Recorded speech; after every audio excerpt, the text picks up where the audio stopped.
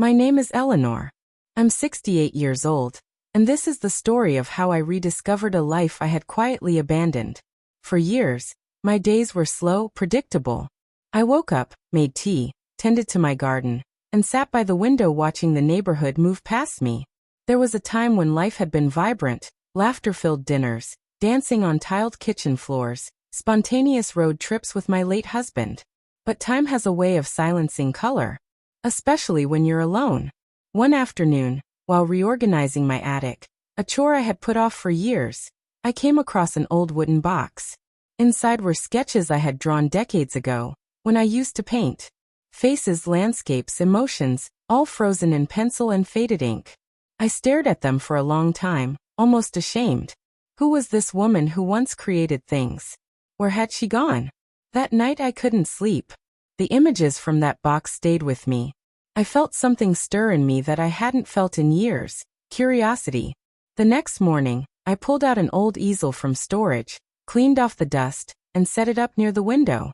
My hands trembled as I picked up a brush, but it felt right. As if my soul had been waiting for this moment. At first, it was awkward. The lines weren't smooth, the colors didn't blend the way I remembered. But I kept painting. One canvas turned into 5, then 10. I started waking up with purpose.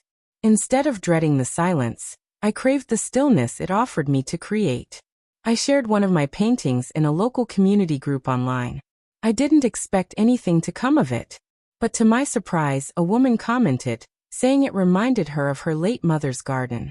Then another person asked if I had prints for sale. I was stunned.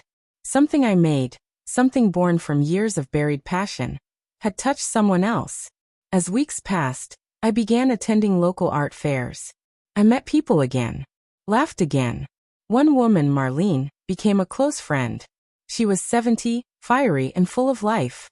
We bonded over our shared stories, our late-night conversations, and the joy of creating. There was one evening in particular I'll never forget. We sat on a bench watching the sunset, our feet cold from walking barefoot in the damp grass. "Do you realize," she said, "you're glowing when you talk about your paintings?" I hadn't noticed. But she was right. I was no longer living in the shadow of who I used to be. I had stepped into someone new. Not younger. Not someone chasing time. But someone awake.